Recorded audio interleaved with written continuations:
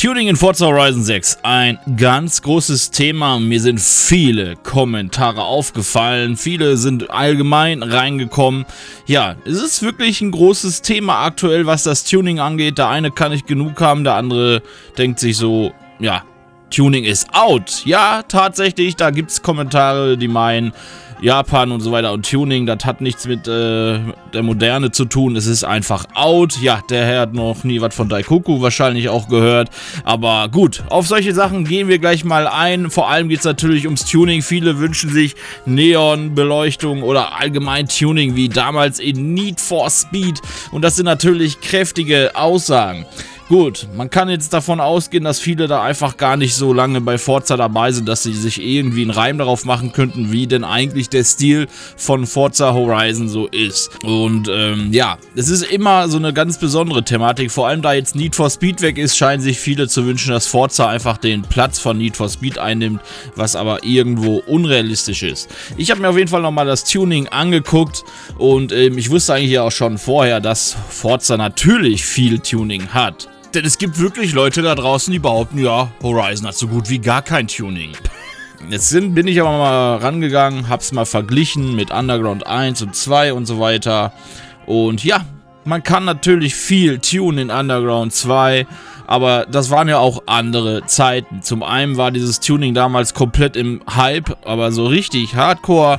Zum anderen hatte Need for Speed damals auch viel, viel weniger Autos, als das heute die meisten Spieler haben, was natürlich viel weniger Arbeit bedeutete, vor allem da alle Autos dieselben Tuning-Teile hatten. Nur die Bodykit-Verbreiterungen, die sahen unterschiedlich aus bei allen Autos. Du kannst in Underground entweder krass racy tunen wie damals oder auch dezent tunen, das ist alles möglich noch. Und in Forza geht das im Grunde auch. Ich persönlich habe sehr viele Need for Speed Autos sogar nachgebaut. Ich habe ja hier so ein paar abgelichtet, alle die ihr seht, und vor allem bei Need for Speed, da sind Autos, die ich nachgebaut habe von der KI, deswegen sehen die auch teilweise ein bisschen seltsam aus.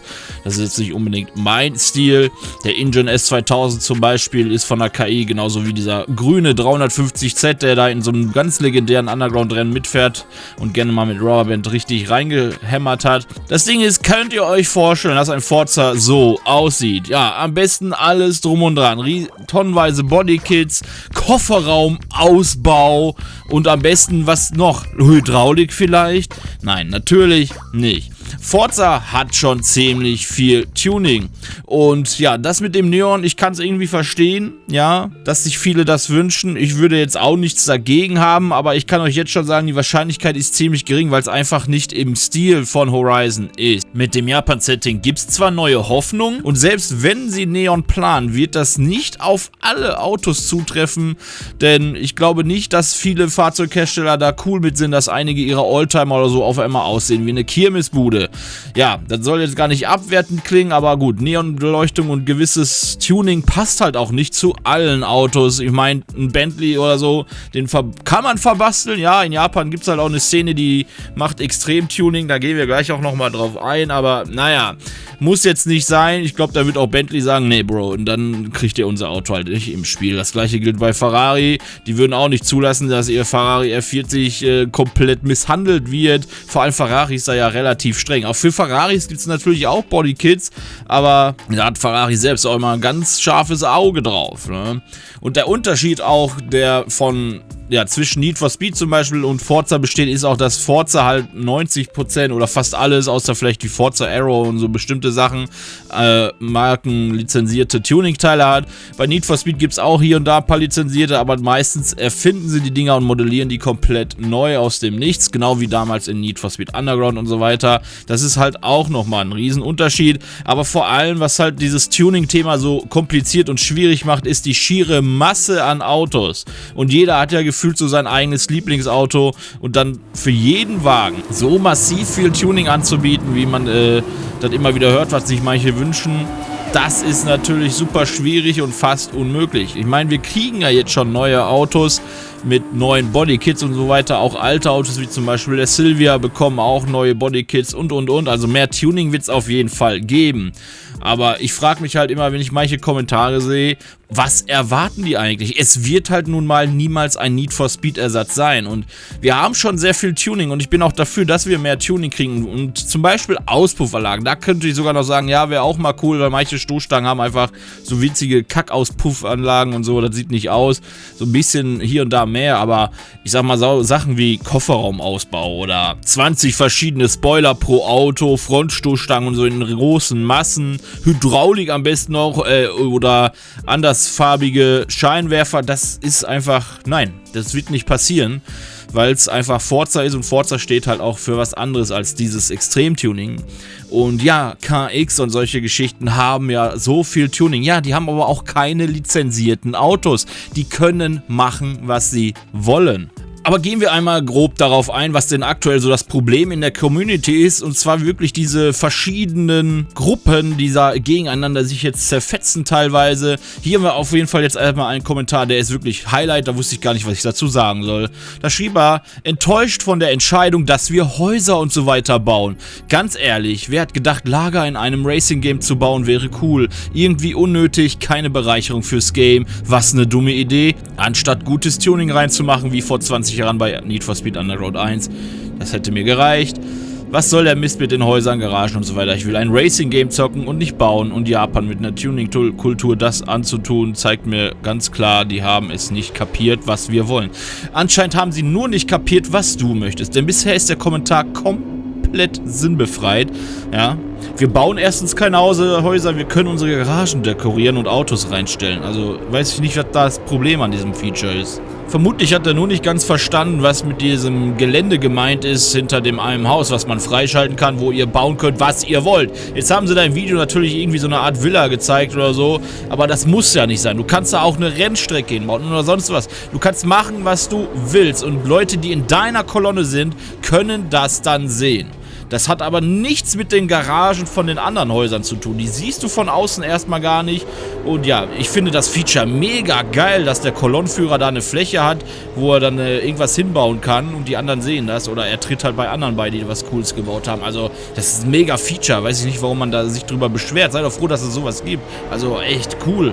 Und der hat wahrscheinlich auch noch nie gesehen, was da teilweise für Autos in Japan rumfahren. Dagegen sind Need for Speed Tuning Autos und gar kein Problem. Und auch, wie gesagt, die Häuser. Also es ist schwachsinnig. Es ist einfach Meckern auf so extrem hohem Niveau, dass es schon kracht. Ja, und ich will ein Racing-Game zocken und nicht, ist Wahnsinn. Ja, sie hätten besser die Zeit ins individuelle Tuning stecken sollen. Wow, ich kann jetzt Aufkleber auf die Scheibe klatschen und verschiedene Felgen montieren. Konnte man schon bei etlichen anderen Spielen vorher. Genauso sinnbefreit diese Aussage. Ja, konnte man bei anderen auch und ist auch endlich cool, dass es kommt. Wie kann man denn jetzt meckern, dass es endlich da ist, dieses Feature, was sich so viele gewünscht haben bei einem hochqualitativen Spiel wie Forza Horizon? Also der Typ, der hat einfach so, also wirklich, das ist wirklich, ich kann es nicht verstehen, also wirklich. Ich werde es holen, aber auf so ein Feature hätte man sich sparen können. Keiner wird sich dafür interessieren. Doch, dafür interessieren sich ein ganzer Arsch voller Spieler, die schon Ewigkeiten darauf warten, dass das Tuning... Ich meine, das Tuning wird doch... Er meckert gegen sich selber. Das mehr Tuning, mehr individuelles Tuning. Und dann meckert er darüber, dass er die Felgen vorne und hinten jetzt unterschiedlich machen kann. Jetzt meckert er darüber, dass Designer Scheiben bekleben können und coolere Autos bauen können. Der Typ labert gegen sich selber. Es ist komplett sinnloser Rage-Bait gefühlt. Ey, ich weiß nicht, ob der ein Troll ist oder so. Also das ist wirklich ein Hardcore-Kommentar gewesen. Ja, keiner wird sich dafür interessieren. Ja, dann spiel doch ein anderes Spiel. Keiner zwingt dich. Wenn ich Kolonne fahren will, habe ich nicht eine Sekunde das Bedürfnis, ein anderes Lager zu besuchen. Schön für dich! Ich werde mich auf jeden Fall für die Lager der anderen interessieren. Ne? Und selbst wenn, oder ich gucke mir die Autos von den anderen in ihren Garagen an und. Nur weil dir das nicht gefällt, ne? Es ist wieder so ein, es ist wirklich, also sowas Bescheuertes habe ich mir im ganzen Leben noch nicht gelesen. Ich war schon überlegen, ob ich den wegbanne, aber es ist ja nur seine Meinung, auch wenn es eine bescheuerte Meinung ist irgendwie und sich selbst irgendwie quasi aushebelt, aber okay. Wären die Lager einfach so da, ohne dass man in der Kolonne sein muss, wäre es wenigstens optisch eine kleine Abwechslung beim Vorbeifahren. Tja, Das muss er mir jetzt aber nochmal erklären, wie das dann bewerkstelligt werden soll, dass die Lager von mehreren Millionen Spielern da gleichzeitig angezeigt werden. Er hat es wirklich nicht verstanden. Er versteht nicht, dass nur das eigene Lager da angezeigt wird, wenn du durchspielst, oder wenn du in der Kolonne von jemandem bist, nur das Lager des Kolonnenanführers angezeigt wird. Oder eben deins, wenn du der Kolonnenanführer bist und alle anderen sehen dann auch deins, ja.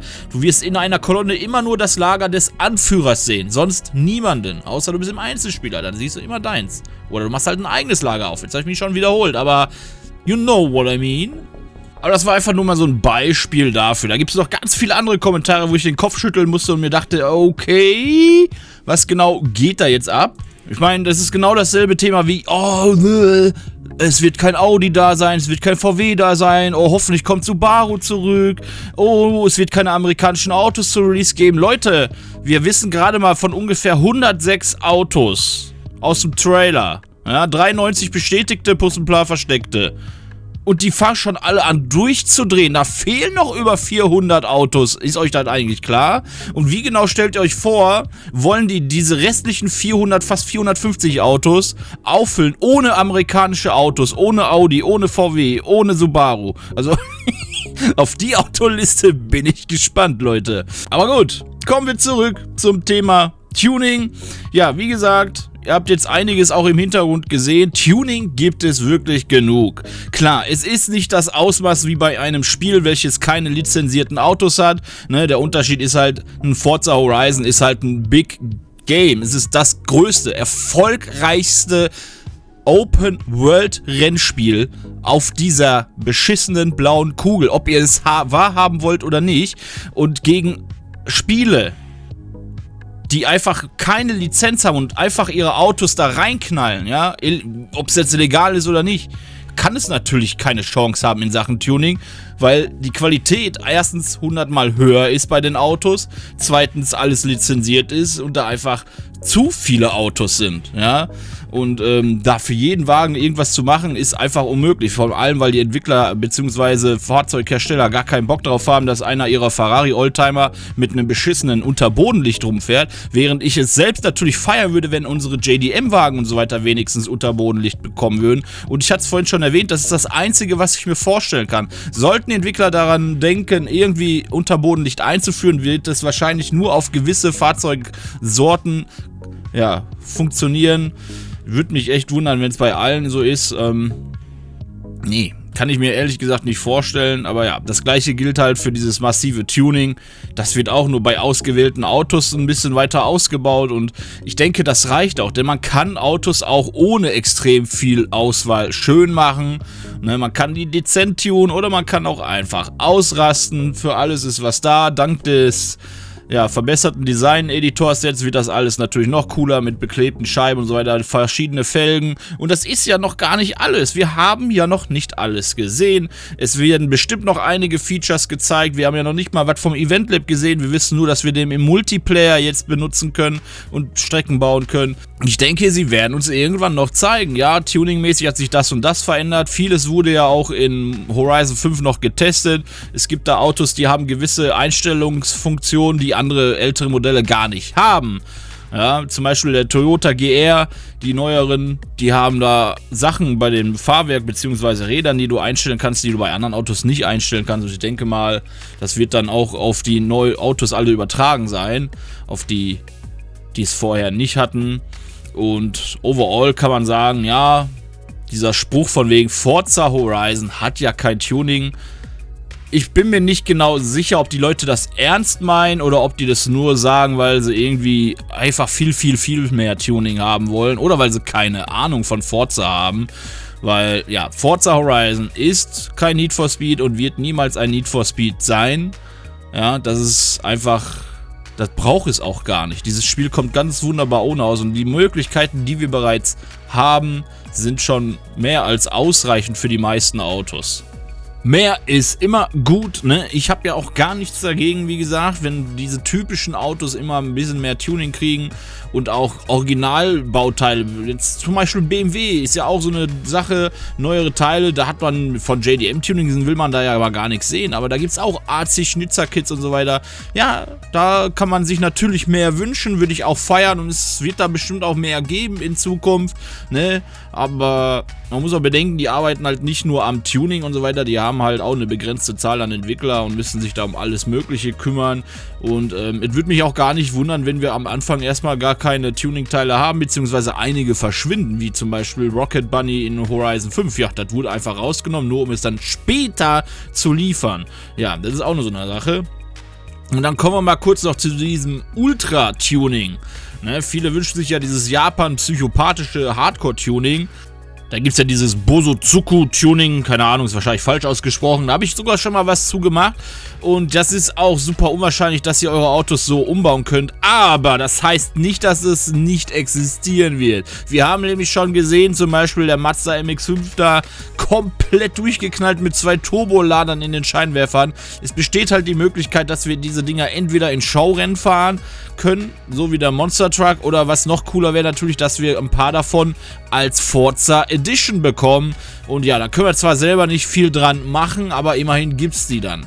Natürlich wäre es krass, wenn man einige Autos selbst so krass tunen kann mit verschiedenen Tuning-Teilen, aber ja, da müsst ihr dran denken, das wäre ja dann auch schon wieder eine extra Baustelle, ne? Das ist ja auch ein Unterschied wie Tag und Nacht, ne? Du hast das normale JDM-Tuning, du hast diese Werkstuner wie AC Schnitzer und Brabus und, oder ABT vielleicht von mir aus noch und was weiß ich, was da alles gibt. Und dann auf einmal sollst du auch noch diese Monstren da machen, ja. Ihr müsst immer dran denken, Ressourcen sind nicht unendlich, auch wenn man meinen würde, Microsoft, ne, hat doch genug Cash, warum fördern die das nicht? Aber hey, wir reden hier von einem Publisher, der einfach mal Motorsport weggeschlachtet hat. Also ich kann mir gut vorstellen, dass wir diese Autos als Forza Edition bekommen und ich würde jetzt auch gerne zum Ende kommen und ja, es wirkt natürlich ein bisschen kritisch jetzt vielleicht, wie ich darauf reagiert habe, aber manche Kommentare sind halt wirklich einfach unglaublich, da musste ich jetzt endlich einfach mal was zu sagen.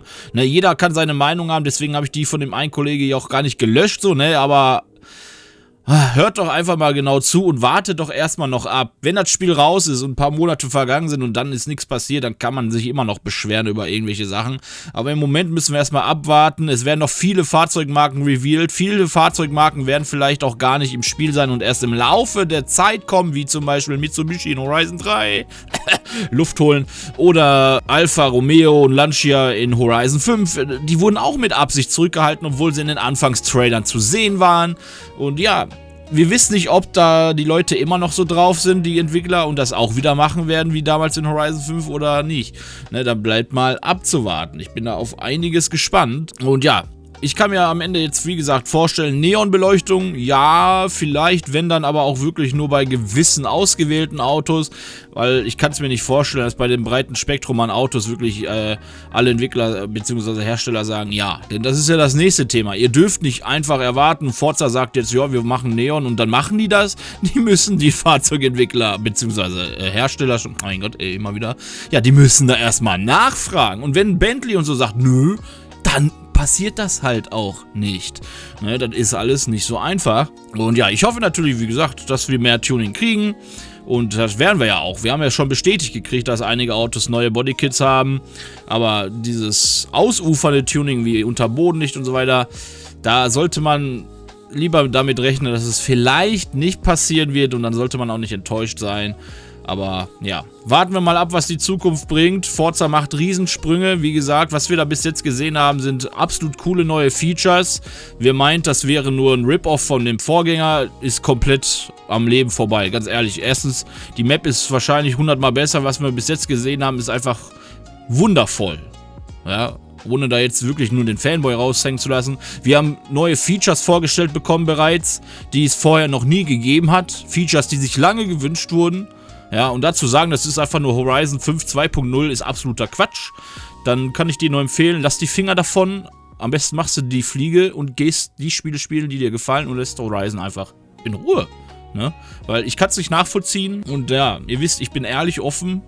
Und da muss ich auch einfach mal ein bisschen strenger jetzt im Ton sein, weil, wie gesagt, es ist Quatsch, es ist Bullshit. Ne? Klar kann das Spiel noch floppen, ich sag nicht, dass es jetzt das beste Game aller Zeiten wird. Vielleicht bauen sie auch noch irgendwo Scheiße und dann, ne, floppt es, aber ich gehe eher nicht davon aus. Also ich bin gehypt, war ich schon lange nicht mehr auf Horizon. Ich meine, Horizon 4 war ja noch ganz cool, 5 war jetzt, naja. Auf Horizon 6 freue ich mich und ja, ich hoffe, ihr könnt euch auch darauf freuen. Lasst euch nicht so irritieren von irgendwelchen Clickbaitern, das ist nämlich auch extrem geworden. Die labern da alle eine Scheiße von wegen amerikanische Autos sind nicht dabei und so ein Quatsch alles. Also wirklich, lasst euch nicht verrückt machen, die sind nur darauf aus, euer Klick zu kassieren oder am besten noch einen Ragebait-Kommentar. Da geht's richtig zur Sache aktuell. Wird immer schlimmer. Ne? Lasst euch den Spaß nicht verderben und wenn euch irgendwas fehlt, wartet doch erstmal noch ab. Wir sind am Anfang, wir haben jetzt unsere erste Vorschau bekommen. Wir werden noch viel mehr von dem Spiel zu sehen bekommen und ich denke, die machen da einen guten Job diesmal, ne? Und ja, ich freue mich auf die nächsten Trailer und erst recht auf den Release und dann sehen wir ja, was daraus geworden ist. Ne? Ich glaube, was Besseres haben wir momentan nämlich auch nicht, auf das wir uns freuen können. Ansonsten ist halt nichts angekündigt. Ja klar, GTA ist aber eine andere Welt. Und ja, dementsprechend, lasst gerne ein Like da, um den Kanal zu supporten. Vielen Dank fürs Zuschauen. Einen besonderen Shoutout haben wir heute aber auch noch an Steve Kötschau, der Erste, der die Mitgliedfunktion genutzt hat hier auf diesem Kanal. Vielen Dank für deinen Support, mein Freund. Wirklich ehrenhaft und wundere dich nicht, falls du da demnächst mal was angezeigt bekommst, denn ich werde da noch ein paar Änderungen vornehmen, aber keine Sorge, du wirst am Ende keine Waschmaschine nach Hause geliefert bekommen. Keine Sorge. Und ja, wer sonst auch noch Bock hat, wir streamen öfters auf Twitch. Und ja, abonnieren nicht vergessen, um nichts mehr zu verpassen. Wir sehen uns dann im nächsten Video. Eure Meinung in die Kommentare. Was glaubt ihr? Wird Horizon 6 ein Flop oder was? So wie viele das hier irgendwie vorhersagen oder beschwören wollen? Oder meint ihr, ja, das wird was? Also ich bin wirklich zuversichtlich, dass wir einen guten neuen Teil bekommen. Also dann, wieder schauen und reingehauen.